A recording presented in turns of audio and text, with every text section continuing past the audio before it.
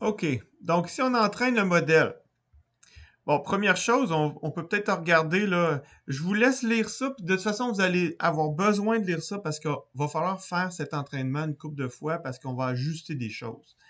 Première chose qu'on peut voir, c'est qu'on l'entraîne avec ça ici. Donc, X-train puis Y-train, c'est les valeurs d'entraînement. C'est une matrice, chacun étant un tenseur, en fait, ou si vous préférez, vous pouvez appeler ça un tableau.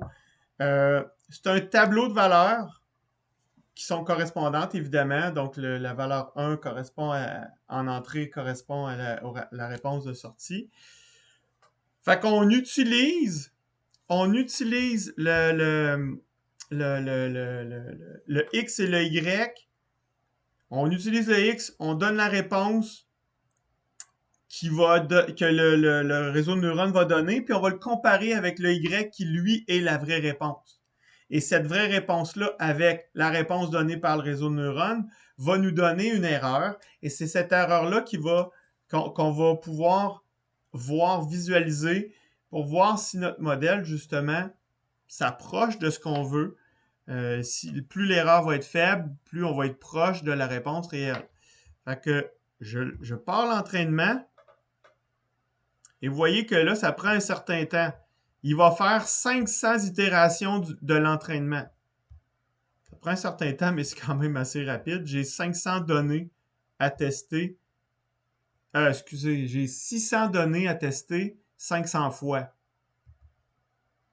Oups. Donc là, je suis rendu à l'époque. On la voit-tu, l'époque? Oui, l'époque. Je suis rendu à 380, 400, ainsi de suite.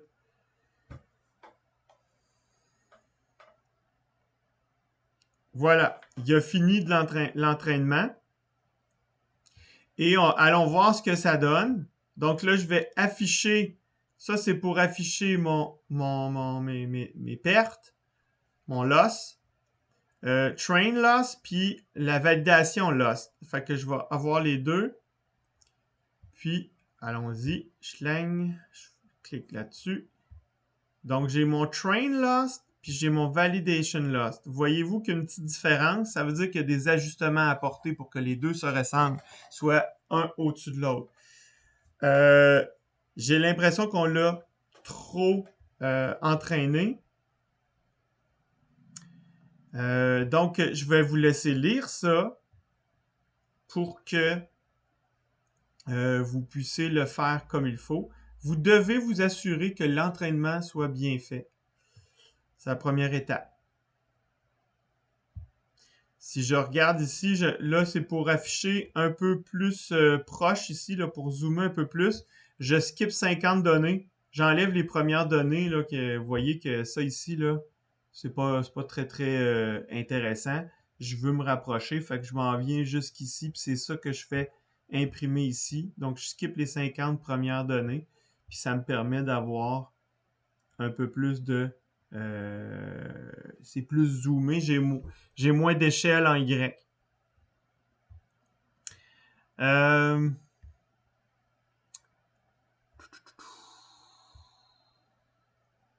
ça ici, mean absolute error. Draw a graph mean absolute error, which is another way. Ah, bon. Ça, c'est pour avoir un autre graphique. Mais vous voyez que je suis quand même distancé là, sur mes données. Si j'essaye de prédire le output, donc je prends mon réseau de neurones puis j'y envoie des données dedans. Fait que j'utilise mes données de test juste pour le voir. Qu'est-ce que ça dit? On voit que c'est pas très bon. Ça, c'est la valeur qu'il devrait y avoir. Puis ça, c'est la prédiction. On voit que il a pas appris super bien.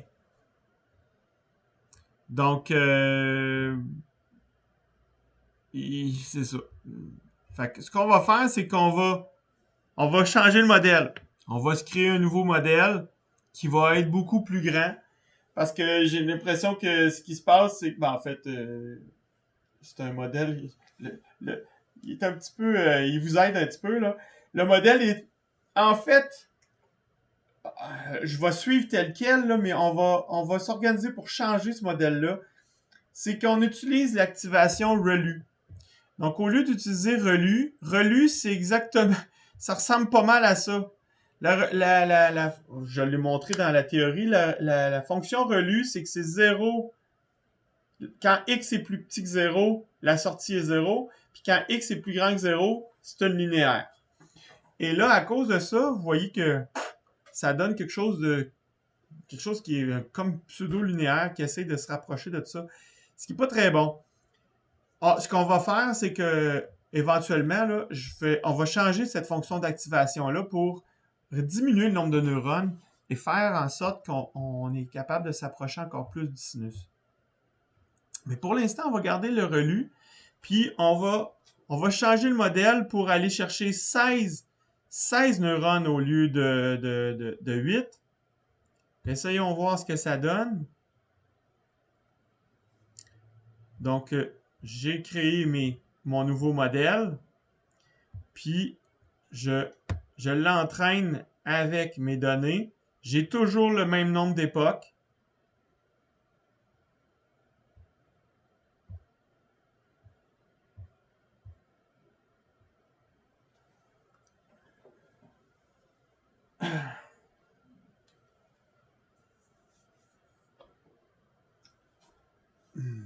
Je vous invite à m'écouter à 2x dans ce cas-là, parce que je ne fais pas de montage.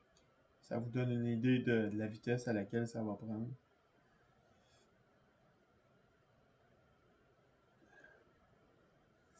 OK, il y a mes 500 époques de fait. Et je vais afficher ma nouvelle perte. Mon nouveau graphique de perte.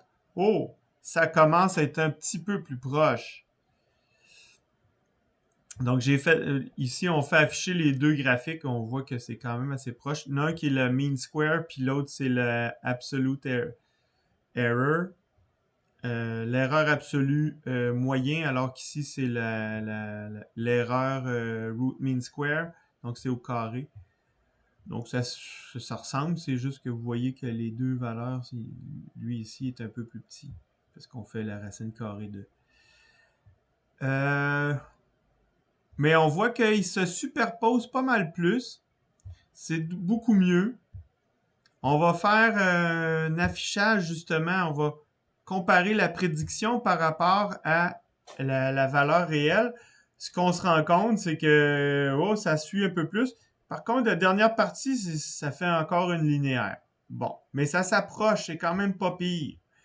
Ça, pour faire ce qu'on veut faire, pourrait être quelque chose qui serait correct. Fait que c'est ce qu'on va faire. On va passer à travers tout le processus juste pour le faire apprendre dans notre microcontrôleur. Fait que je vais m'arrêter ici, mais on est quand même avec c'est proche d'un sinus. Pas tout à fait ça, mais c'est proche d'un sinus. On pourrait l'améliorer encore. Fait que j'arrête ça là. À tantôt!